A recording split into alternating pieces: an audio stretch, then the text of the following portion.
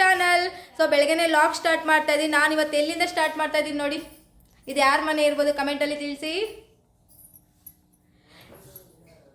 ನಾವು ನೈಟು ಊರಿಂದ ಬಂದ್ವಿ, ಅಮ್ಮ ಮನೆಗೆ ಬಂದಿದ್ದೀವಿ. ಅದಕ್ಕೆ ಬೆಳಗ್ಗೆನೇ ಲಾಗ್ ಸ್ಟಾರ್ಟ್ ಮಾಡ್ತಾ ಇದ್ದೀನಿ. ನೋಡಿ ನಮ್ಮಮ್ಮ ಏನು ಮಾಡ್ತಾ ಇದ್ದಾರೆ ಅಂತ. ಸ್ವಲ್ಪ ಇಗ್ನೋರ್ ಮಾಡಿ, ಕೆಲಸ ಇನ್ನು ಇವಾಗ ಸ್ಟಾರ್ಟ್ ಮಾಡಿದ್ದೀವಿ, ಏನು ಅಂದ್ಕೋಬೇಡಿ, ಸ್ವಲ್ಪ ಗಲೀಜಿದೆ ನೋಡಿ. ಇವರು ನಮ್ಮಮ್ಮ.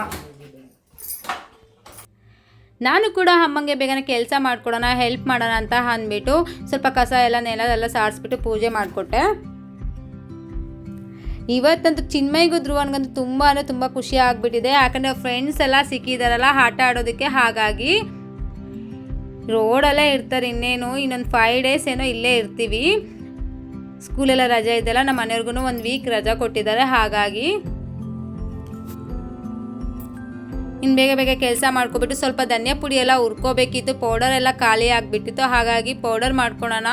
ನಮ್ಮ ಆಂಟಿನೇ ತರಿಸಿತ್ತು, ನಾವು ಆಂಟಿ ಆಫ್ ಮಾಡ್ಕೊತಾ ಇದ್ದೀವಿ.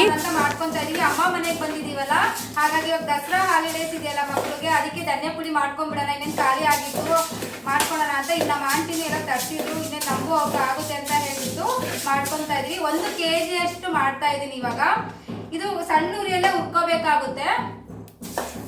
ಜೋರುಗಳೆಲ್ಲ ಮಾಡಿಕೊಂಡ್ರೆ ಅಷ್ಟು ಟೇಸ್ಟ್ ಚೆನ್ನಾಗಿ ಬರೋದಿಲ್ಲ, ಪರ್ಫೆಕ್ಟ್ ಆಗಿ ಟೇಸ್ಟ್ ಚೆನ್ನಾಗಿರೋದಿಲ್ಲ ಸಾಂಬಾರ್ಗೆಲ್ಲ ಮಾಡಿದಾಗ.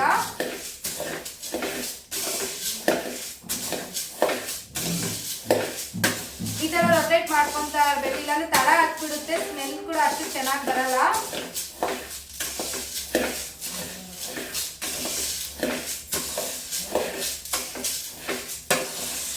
ಯಾವ ಥರ ಮಾಡೋದಂತ ತೋರಿಸ್ತೀನಿ. ಖಂಡಿತವಾಗೂ ತುಂಬ ಚೆನ್ನಾಗಿರುತ್ತೆ. ಮಟನ್ ಸಾಂಬಾರು, ತಿರ್ಗಾ ಮಲ್ಕಳಿ ಸಾಂಬಾರು, ಕಾಳು ಸಾಂಬಾರು ಎಲ್ಲ ಮಾಡ್ತೀವಲ್ಲ, ಎಲ್ಲದಕ್ಕೂ ಇದೊಂದೇ ಸಾಕಾಗುತ್ತೆ, ಚೆನ್ನಾಗಿರುತ್ತೆ. ಪದೇ ಪದೇ ಮಾಡ್ಕೊಳೋದೆಲ್ಲ ಇರೋದಿಲ್ಲ. ಯಾಕಂದರೆ ಒಂದ್ಸತಿ ಮಾಡಿಟ್ಕೊಂಡ್ರೆ 1 ವರ್ಷದವರೆಗೂ ಯೂಸ್ ಮಾಡ್ಕೋಬೋದು. ಹುಳ ಏನೂ ಆಗೋದಿಲ್ಲ. ನಾವು ಕರೆಕ್ಟಾಗಿ ಹುರ್ಕೊಂಡು ಚೆನ್ನಾಗಿ ಮಾಡಿಕೊಂಡ್ರೆ ಹುಳ ಎಲ್ಲ ಆಗೋದಿಲ್ಲ ಬೇಗ. ನಾನು ಹಂಗೆ ಈಗ ಅಮ್ಮ ಮನೆಗೆ ಬಂದಾಗ ಮಾಡ್ಕೊಬಿಡ್ತೀವಿ. ಯಾಕಂದರೆ ಅಲ್ಲಿ ಮಕ್ಕಳು ಇಟ್ಕೊಂಡು ಮಾಡೋದಕ್ಕೆಲ್ಲ ಆಗೋದಿಲ್ಲಲ್ಲ. ಹಾಗಾಗಿ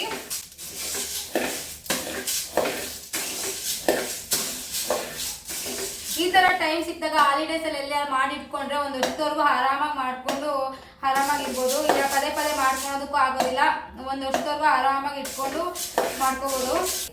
ಘಮ ಗೊತ್ತಾಗುತ್ತೆ. ಸ್ವಲ್ಪ ಕಲರ್ ಕೂಡ ಚೇಂಜ್ ಆಗುತ್ತೆ. ತುಂಬ ಕಲರ್ ಎಲ್ಲ ಚೇಂಜ್ ಆಗಬಾರ್ದು, ಅವಾಗ ಚೆನ್ನಾಗಿರೋದಿಲ್ಲ ಟೇಸ್ಟ್ ಎಲ್ಲ.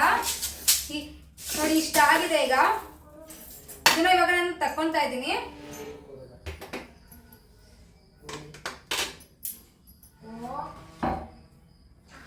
ಇದು ಆಲ್ರೆಡಿ 1 ಟ್ರಿಪ್ ಹುಡ್ಕೊಂಡಿರೋದು, ಇದರಲ್ಲೇ ಹಾಕೊತಾ ಇದ್ದೀನಿ ನಾನು. 2 ಡಿವೈಡ್ ಮಾಡಿ ಹುಡ್ಕೊತಾ ಇದ್ದೀನಿ. ಒಂದೇ ಬಾಂಡ್ಲಿ ಇದ್ರೆ ಎಲ್ಲ ಒಂದೇ ಸತಿ ಹಾಕೊಂಡು ಹುರ್ಕೋಬಹುದು. ನಾನು ಇಲ್ಲಿ ಚಿಕ್ಕದಿರೋದ್ರಿಂದ ಬಾಂಡ್ಲಿ 2 ಸ್ಟೆಪ್ಪಲ್ಲಿ ಹುರ್ಕೊತಾ ಇದ್ದೀನಿ. ನೋಡಿ ಇಷ್ಟ ಆಗಿದೆ. 1 kg ಇದೆ ಇದು. ನೆಕ್ಸ್ಟ್ ಲವಂಗ 20 ಗ್ರಾಮ್, ಚಕ್ಕೆ 20 ಗ್ರಾಮ್ ತಗೊಂಡಿದ್ದೀನಿ. 1 kg ಧನ್ಯಕಾಳಿಗೆ 20 ಗ್ರಾಮ್ ಲವಂಗ ಸಾಕಾಗುತ್ತೆ. ಚಕ್ಕೆ 20 ಗ್ರಾಮ್ ಹಾಕೋಬೇಕಾಗುತ್ತೆ. ಸಿಮ್ಮಲ್ಲಿ ಇಟ್ಕೊಂಡು ಹುರ್ಕೋಬೇಕಾಗುತ್ತೆ. ನೋಡಿ ಇವಾಗ ಇಷ್ಟ ಆದರೆ ಸಾಕಾಗುತ್ತೆ. ನೋಡಿ ಈ ಥರ ಪೀಸ್ ಆಗಬೇಕು. ಇವಾಗ ಪರ್ಫೆಕ್ಟ್ ಆಗಿ ಆಗಿದೆ ಇದು. ಗಸಗಸೆ 25 ಗ್ರಾಮ್ ಹಾಕೊತಾ ಇದ್ದೀನಿ. 1 kg ಧನಿಯಾ ಪುಡಿಗೆ 25 ಗ್ರಾಮ್ ಗಸಗಸೆ ಹಾಕೊತಾ ಇದ್ದೀನಿ. ಸಣ್ಣ ಉರಿಯಲ್ಲೇ ಸ್ವಲ್ಪ ಚಿಟಪಟ ಅನ್ನೋವರೆಗೂ ಸ್ವಲ್ಪ ಸೌಂಡ್ ಬರುತ್ತೆ ನೋಡಿ, ಟಪ್ ಟಪ್ ಅನ್ನುತ್ತೆ, ಅಲ್ಲಿಗನ ಉಟ್ಕೋಬೇಕು.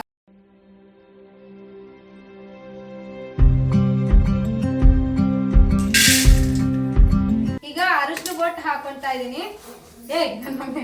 ಈಗ ಅರಿಶಿನ ಬೊಟ್ಟು ಹಾಕೊತಾ ಇದ್ದೀನಿ. ಇದು ಕೂಡ ಸ್ವಲ್ಪ ಬಿಸಿಯಾಗಿ ಚೆನ್ನಾಗಿ ಸ್ಮೆಲ್ ಬರೋದು, ಚೆನ್ನಾಗಿ ಉಟ್ಕೋಬೇಕು. ನಾವು ಕ್ಲೀನಾಗಿ ಹುರಿದ್ರೆ ಒಂದು ಚೆನ್ನಾಗಿ ಬಿಸಿ ಎಲ್ಲ ಹಾಕಿ ಚೆನ್ನಾಗಿ ಫ್ರೈ ಮಾಡಿಕೊಂಡ್ರೆ ಬೇಗ ಹುಳನೂ ಹಾಕಲ್ಲ. ಅಷ್ಟು ಚೆನ್ನಾಗಿ ಇದ್ರೆ 1 ವರ್ಷವರೆಗೂ ಸ್ಟೋರ್ ಮಾಡಿ ಇಟ್ಕೋಬೋದು ನಾವು. ನೋಡಿ ಇಷ್ಟ ಆದರೆ ಸಾಕಾಗುತ್ತೆ. ತೆಗೆದು ಇಟ್ಕೊತಾ ಇದ್ದೀನಿ. 1 kg ಧನಿಯಾ ಕಾಳಿಗೆ ನಾನಿಲ್ಲಿ 1 ಚಿಕ್ಕ ಕಪ್ ಅಷ್ಟೇ ನೋಡಿ ಇಷ್ಟು ತಗೊಂಡಿದ್ದೀನಿ. 1 ಬೌಲ್ ಅಷ್ಟು ಅಕ್ಕಿ ಹಾಕೊತಾ ಇದ್ದೀನಿ. ಇದು ಕೂಡ ಕಲರ್ ಚೇಂಜ್ ಆಗೋವರೆಗೂ ಚೆನ್ನಾಗಿ ಫ್ರೈ ಮಾಡ್ಕೋಬೇಕು. ಅಕ್ಕಿ ಚೆನ್ನಾಗಿ ಫ್ರೈ ಮಾಡ್ಕೋಬೇಕಾಗುತ್ತೆ, ಅವಾಗೇನೆ ಸ್ವಲ್ಪ ಹುಳ ಆಗೋದಿಲ್ಲ. ಒಂದು ವರ್ಷದವರೆಗೂ ಸ್ಟೋರ್ ಮಾಡಿ ಇಟ್ಕೋಬೋದು. ನಾನು ಕ್ಲೀನಾಗಿ ಫ್ರೈ ಎಲ್ಲ ಮಾಡ್ಕೊಂಡು ಉಟ್ಕೊಂಡಿಲ್ಲ ಅಂದರೆ ಮಾಡಿದ್ದೀನಿ. ಇದನ್ನ ತಗೊಂಡೋಗಿ ಮಿಲ್ಗೆ ತಗೊಂಡೋಗಿ ಹಾಕಿಸ್ಕೊಬರ್ಬೇಕು. ಹಾಕಿಸ್ಕೊಂಡು ಬಂದ್ಮೇಲೆ ತೋರಿಸ್ತೀನಿ ಯಾವ ರೀತಿ ಬರುತ್ತೆ ಅಂತ. ಪೂರ್ತಿಯಾಗಿ ತಣ್ಣಗೆ ಹಾಕಬೇಕು. ಆಮೇಲೆ ತೊಗೊಂಡೋಗಿ ಮಿಷಿನ್ಗೆ ಹಾಕಿಸ್ಕೊಬರೋಣ ಅಂತ ಅಲ್ಲೇ ಇಟ್ಟು ಸ್ವಲ್ಪ ತಣ್ಣಗಾಗಲಿ ಅಂತ. ನೆಕ್ಸ್ಟ್ ಬಂದು ನನ್ನ ಮಕ್ಕಳು ನೋಡಿ ಏನು ಮಾಡ್ತಿದ್ದಾರೆ, ಕಲರಿಂಗ್ ಮಾಡ್ಕೊತಾ ಇದ್ರು. ಅವರು ಕೂಡ ಸ್ವಲ್ಪ ಆಟ ಆಡ್ಕೊತಾ ಇದ್ರು. ಬಿಸಿಲಿತ್ತಲ್ಲ ಹೊರಗಡೆ ಎಲ್ಲ, ಹಾಗಾಗಿ ಮನೆಯಲ್ಲೇ ಆಟ ಆಡ್ಕೊಳ್ಳಿ ಅಂತ ಬಿಟ್ಟಿದ್ದೆ. ಇನ್ನು ಕಲರಿಂಗ್ ಬುಕ್ಸ್ ಎಲ್ಲ ಇಲ್ಲೇ ಇತ್ತು, ಹಾಗಾಗಿ ಅವರು ಕೂಡ ಕಲರಿಂಗ್ ಮಾಡ್ಕೊತೀನಿ ಅಂತ ಹೇಳಿಬಿಟ್ಟು ಕಲರಿಂಗ್ ಮಾಡ್ಕೊತಾ ಇದ್ರು.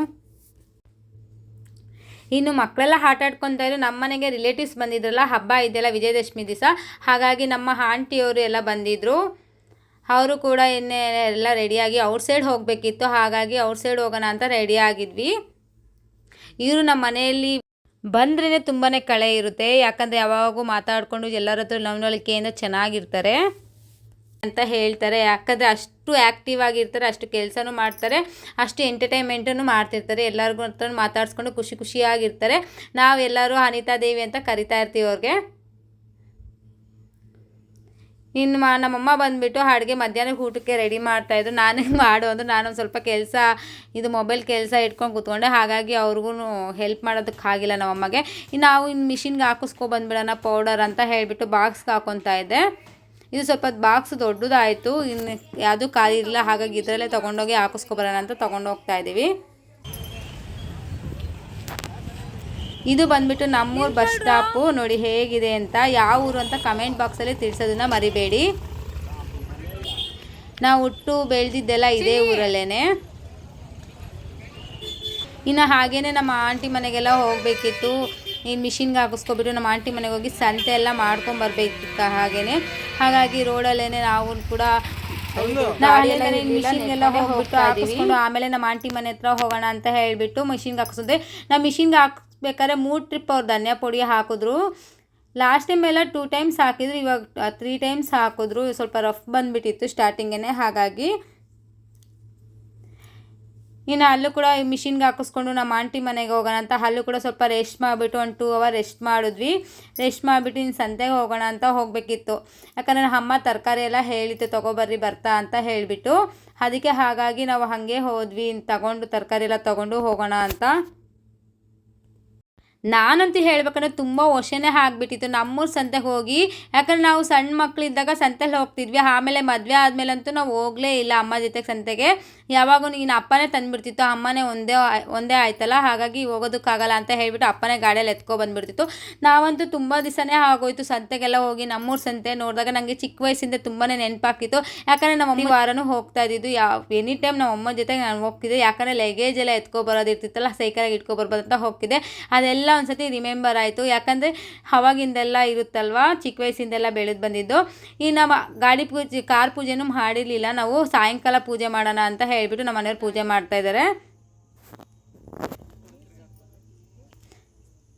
ನಾವು ಕೂಡ ಪೂಜೆ ಮಾಡಿಬಿಟ್ಟು ಇನ್ನು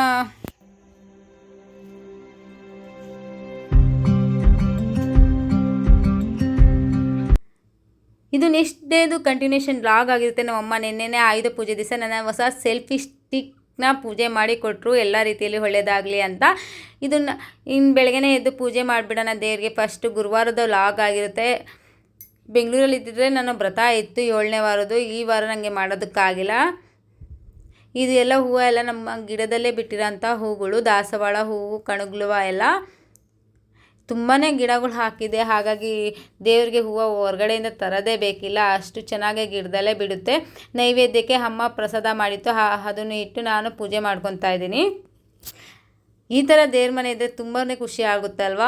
ಕುತ್ಕೊಂಡು ನಿಮ್ಮದಾಗೆ ಪೂಜೆ ಮಾಡ್ಕೋಬೋದು. ನಿಂತ್ಕೊಂಡು ಮಾಡ್ಕೊಳೋದಕ್ಕೆಲ್ಲ ಶ್ಲೋಕ ಎಲ್ಲ ಓದೋಕ್ಕೆ ಎಲ್ಲ ತುಂಬ ಕಷ್ಟ ಅನಿಸುತ್ತಲ್ವ. ನಾವು ಚಿಕ್ಕ ವಯಸ್ಸಿಂದಲೇ ಇದೇ ಥರ ಪೂಜೆ ಮಾಡಿ ಅಲ್ಲಿ ನಿಂತ್ಕೊಂಡೆಲ್ಲ ಪೂಜೆ ಮಾಡೋದಕ್ಕೆ ಸ್ವಲ್ಪ ಅನ್ಕಂಫರ್ಟಬಲ್ ಆಗುತ್ತೆ. ಶ್ಲೋಕ ಭಜನೆ ಎಲ್ಲ ಮಾಡ್ತಾರಲ್ಲ, ಹಾಗಾಗಿ ತುಂಬಾ ಕಷ್ಟ ಅನಿಸುತ್ತೆ. ಇನ್ನು ನಮ್ಮ ಅಪ್ಪವರಂತೂ ನಾನು ಪೂಜೆ ಮಾಡಿ ಬಂದು ಎಲ್ಲ ಟಿ ವಿ ನೋಡ್ಕೊಂಡು ಕುಂತಿದ್ರು. ಫಿಲಮ್ ಎಲ್ಲ ಪೆನ್ ಡ್ರೈವ್ ಹಾಕ್ಕೊಂಡು ಡೌನ್ಲೋಡ್ ಮಾಡಿಕೊಂಡು ನೋಡ್ಕೊತಾ ಇದ್ರು. ಇನ್ನು ನಮ್ಮಮ್ಮನ ಆಂಟಿ ಏನು ಮಾಡ್ತಾ ಇದ್ದಾರೆ ಅಂತ ನೋಡೋಣ ಬನ್ನಿ, ಕೇಳೋಣ ನಮ್ಮ ಆಂಟಿ ಹತ್ರನೇ. ಎಷ್ಟು ಅವರ್ ನೆನೆಸ್ಬೇಕು? ಒಂದು 2 ಅವರ್ ನೆನೆಸ್ಬೇಕು. ಹಾಂ. ಹಸಿಮೆಣಸಿನ್ಕಾಯಿ, ಮೆಣಸು, ತೆಂಗಿನಕಾಯಿ, ಮತ್ತು ಕರಿಬೇವು, ಕೊತ್ತಂಬರಿ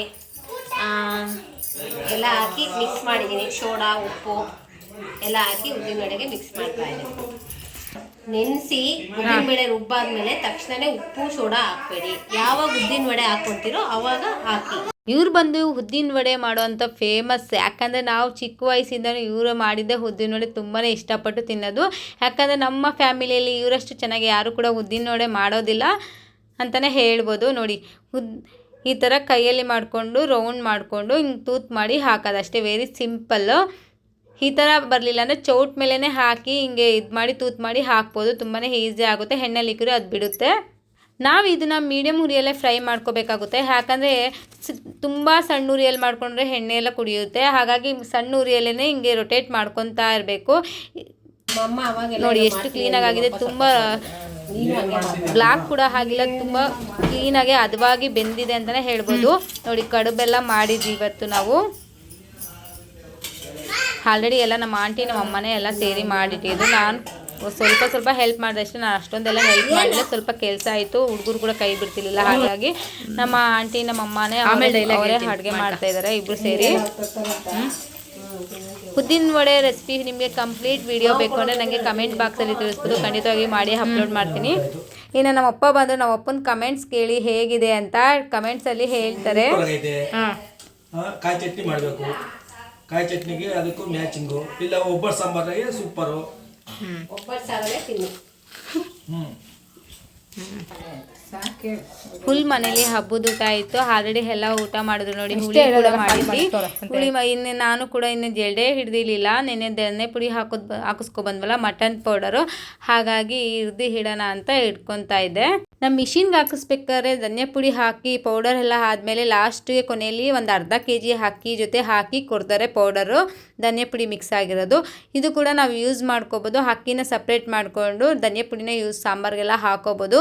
ಅದು ಕೂಡ ಚೆನ್ನಾಗಿರುತ್ತೆ. ಇನ್ನು ಅಕ್ಕಿ ಉಳಿದಿರೋ ಅಕ್ಕಿನ ನಾವು ಈ ಬಿಸಿಬೇಳೆ ಬಾತ್ ಏನಕ್ಕನ್ನ ಯೂಸ್ ಮಾಡ್ಕೋಬೋದು. ತುಂಬ ಟೇಸ್ಟಿಯಾಗಿರುತ್ತೆ. ತೊಳೆದು ವಾಶ್ ಮಾಡ್ಕೋಬೋದು. ಅದು ಕೂಡ ವೇಸ್ಟ್ ಆಗ್ದಂಗೆ ಈ ಥರ ಜರಡೆ ಎದ್ದು ಸಪ್ರೇಟ್ ಮಾಡ್ಕೊಂಡಿದ್ದೀನಿ. ನೋಡಿ, ನಾವು ಕೊನೆಯಲ್ಲಿ ಮಿಷಿನ್ಗೆ ಹಾಕಿರ್ತೀವಲ್ಲ ಅಕ್ಕಿ, ಆ ಪೌಡರ್ನ ಸಪ್ರೇಟಾಗಿ ಕವರ್ಗೆ ಇಟ್ಕೊಂಡು ಜರಡೆ ಇಟ್ಕೊಂಡು ಇಟ್ಕೋಬೇಕಾಗುತ್ತೆ. ಅಲ್ಲೂ ಕೂಡ ಮಿಷಿನಲ್ಲಿ ಹಾಕ್ಬೇಕಾದ್ರೆ ಎಲ್ಲ ಮಿಕ್ಸ್ ಮಾಡಬಾರ್ದು, ಸಪ್ರೇಟಾಗಿ ಕವರಾಗೆ ಇಟ್ಕೋಬೇಕಾಗುತ್ತೆ. ನೋಡಿ, ನಮಗೆ ಇಷ್ಟು ಪುಡಿ ಆಗಿದೆ. ಅದು ಅಕ್ಕಿದು ಬಿಟ್ಟು ಸಪ್ರೇಟು ನಾನು ಅದು ಕವರ್ಗೆ ಹಾಕ್ಕೊಂಡಿದ್ದೀನಿ. ಅಕ್ಕಿಯಲ್ಲಿ ಹಾಕ್ಕೊಂಡಿದ್ವಲ್ಲ ಪೌಡ್ರು, ಅದು ಸಪ್ರೇಟಾಗಿ ಕವರ್ಗೆ ಹಾಕ್ಕೊಂಡು ನೆಕ್ಸ್ಟ್ ಜಡೆ ಇಟ್ಕೊತಾ ಇದ್ದೀನಿ. ಸ್ವಲ್ಪ ನಾರಿನಂಶ ಏನೇನ ಇದ್ದರೆ ಹೋಗುತ್ತೆ ಅಂತ ಅಷ್ಟೇ. ಅರಿಶಿನ ಬೋಟು ಎಲ್ಲ ಹಾಕಿರ್ತೀವಲ್ಲ, ಹಾಗಾಗಿ ಜಡೆ ಇಟ್ಕೊಂಡ್ರೆ ತುಂಬಾ ಸಾಫ್ಟಾಗಿರುತ್ತೆ ಅಂತ ಹೇಳಿಬಿಟ್ಟು ಜಡೆ ಇಟ್ಕೊತಾ ಇದ್ದೀವಿ.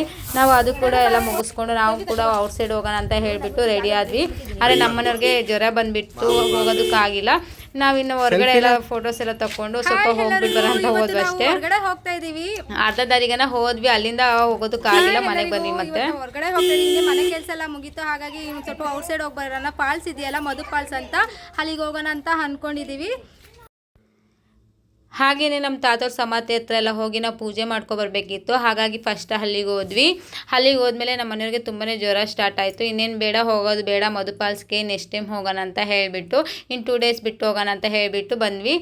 ಇವತ್ತಿನ ಲಾಗ್ ಇಲ್ಲಿಗೆ ಮುಗಿಸ್ತಾ ಇದ್ದೀನಿ. ಇವತ್ತಿನ ಲಾಗ್ ನಿಮ್ಗೆ ಇಷ್ಟ ಆಗಿದ್ರೆ ನನ್ನ ಚಾನಲ್ನ ಸಬ್ಸ್ಕ್ರೈಬ್ ಮಾಡ್ಕೊಳ್ಳಿ. ಹೆಚ್ಚಿನ ವಿಡಿಯೋ ಮಾಡೋದಕ್ಕೆ ಪ್ರೋತ್ಸಾಹ ನೀಡಿ ಕಮೆಂಟ್ ಮೂಲಕ ತಿಳಿಸ್ತಾ ಹೇಳ್ತಾ ಇವತ್ತಿನ ವಿಡಿಯೋ ಇಲ್ಲಿಗೆ ಮುಗಿಸ್ತಾ. ನಿಮ್ಮ ಬೆಳಗ್ಗೆ ವಿಡಿಯೋ ನೋಡ್ತೀರಾ ಶುಭೋದಯ, ರಾತ್ರಿ ವಿಡಿಯೋ ನೋಡ್ತೀರಾ ಶುಭರಾತ್ರಿ ಅಂತ ಹೇಳ್ತಾ ಇವತ್ತಿನ ವಿಡಿಯೋ ಇಲ್ಲಿಗೆ ಮುಗಿಸ್ತೀನಿ. ಬಾಯ್ ಬಾಯ್.